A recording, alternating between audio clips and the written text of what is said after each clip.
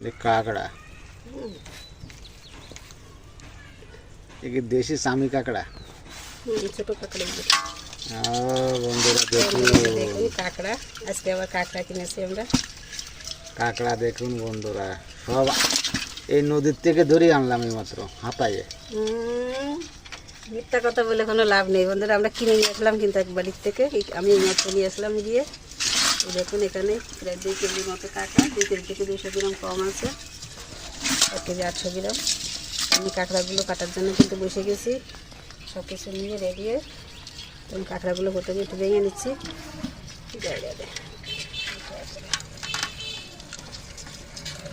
কি নির্দয় ভাবে এদের হ্যাঁ, এটাই তো আমাদের সেলগুলো বের করা হচ্ছে। দেখুন এটা হচ্ছে সব থেকে বেশি খারাপ লাগে।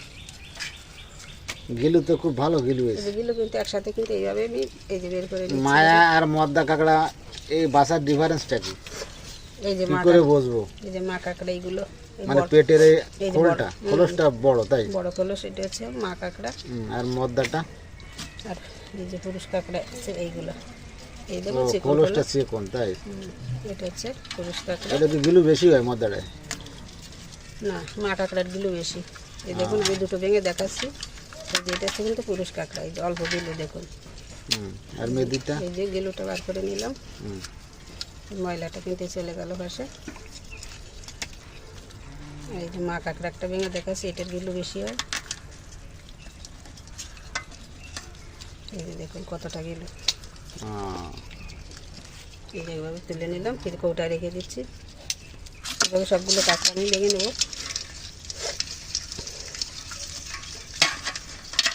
মাছগুলো তো জ্যান্ত আছে।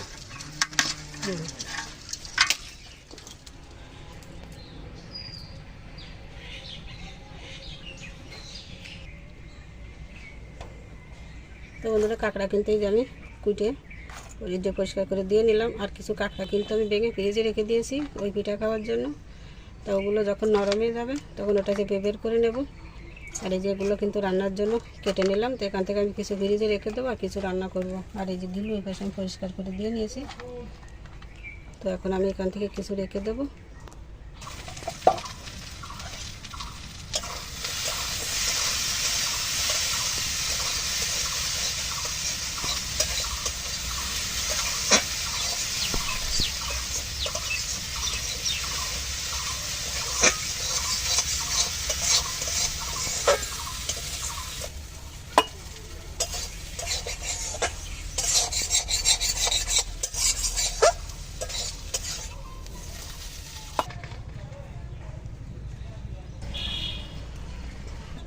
স্বাগতম জানাচ্ছি আরও কিচেনে।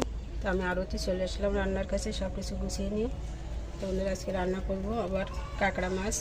দেখুন এখানে রান্না করব কাঁকড়া হচ্ছে আলু দিয়ে। আর এই যে আলু নিয়েছি কেটে, বিভিন্ন রকম সবজি দিয়ে রান্না করবো আজকে। কাঁকড়া নিয়েছি বড় সাইজের একটা আলু, এভাবে করে কেটে নিয়েছি কাঁচকলা।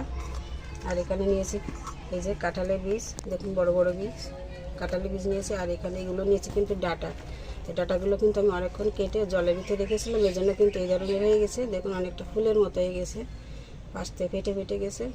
যেহেতু একটু দেরি হয়েছে, আমি কাঁকড়াগুলো এনে কেটেছি, কাঁকড়া কাটতে একটু দেরি হয়েছে, এই কারণে কিন্তু ডাটাগুলো এভাবে একটু বেঁকে গেছে। আর এই যে কাঁকড়ার গিলু এপাশে, আর এই যে নিয়েছি কাঁচা লঙ্কা। লবণ হলুদটা মেখে নেব। আমি ছোলা কিন্তু জ্বালিয়ে দিয়েছি, তেল তো গরম হয়ে গেছে। এদিকে মাছটা এখন মেখে নেব। লবণ হলুদ দিয়ে দিচ্ছি, দিলাম লবণ, দিচ্ছি হলুদ, নেই ফ্রিজে কিছু রেখে দিয়েছি। আর যেখানে নিলাম এখন ফোড়নে দিয়ে দেবো। দিচ্ছি তেজপাতা, আর দিচ্ছি রাঁধুনি।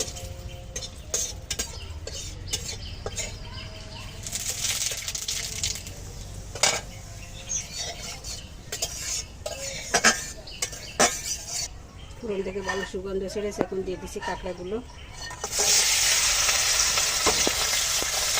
কাঁকড়া দিয়ে একটু ভালো করে ভেজে নেব,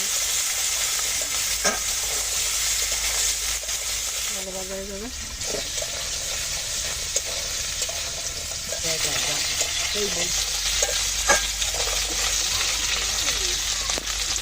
মিষ্টি দিচ্ছি, সুন্দর করে ভেজে নিলাম। এখন এই কাঁঠালে দিয়েছি আর ডাটাগুলো দিয়ে দিচ্ছি, ভালো করে ভেজে নেব।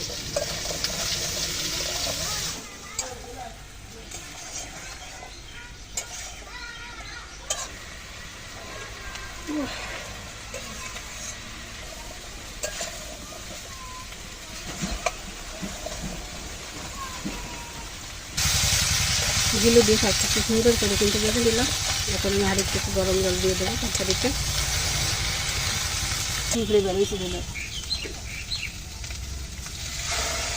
এবং জলে কিন্তু একদম ভালো ভেসে গেছে। এই জল দিয়ে দিলে তরকারিতে কিন্তু তাড়াতাড়ি ভালো ভেসে যাবে।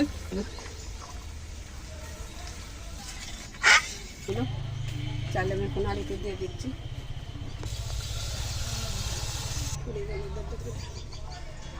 ভেসে গেছে ভালো, লবণ দিয়ে দেবো,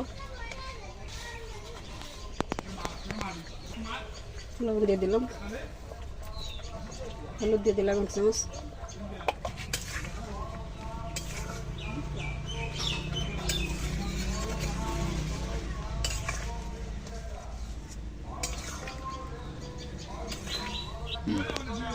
ভালো করে নেড়ে নেড়ে মিশিয়ে নিলাম। এখন ঢাকা দিয়ে দিচ্ছি।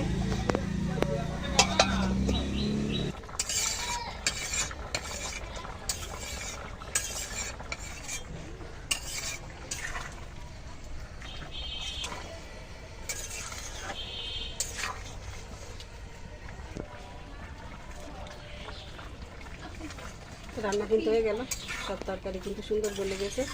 আমি এখন একটু ভাজা জিরার গুঁড়ো দিয়ে দিচ্ছি, দিয়ে দিলাম 1 চামচ। ভালো করে মিশিয়ে আমি এখন নামিয়ে নেব।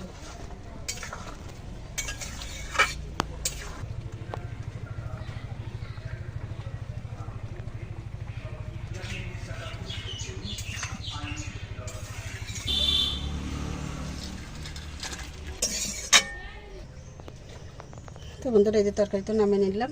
কেমন লাগলো আপনাদের কাছে দেখতে?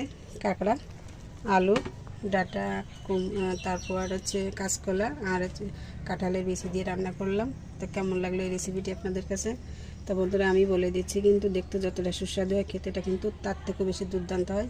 আপনারা যদি পছন্দ হয় বাসা একবার করবেন। আর এই যেদিকে আছে কাঁকড়া দিয়ে কিন্তু সেই যে কচি যে কাঁচকলা, সেই কাঁচকলা ভাজি করেছি। তো এটা ছিল আজকে আমাদের দুপুরে রান্না। তো বন্ধুরা, ভালো লাগলে চ্যানেলের সাথে থাকবেন, সাবস্ক্রাইব করবেন, ফলো দিয়ে সাথে থাকবেন আর লাইক কমেন্ট করে আমাদেরকে ভালো মন্দ জানাবেন। তো বন্ধুরা, সবাই সুস্থ থাকুন, ভালো থাকুন। সবাইকে অসংখ্য ধন্যবাদ ও নমস্কার। আজকের মতো এখানেই রাখছি।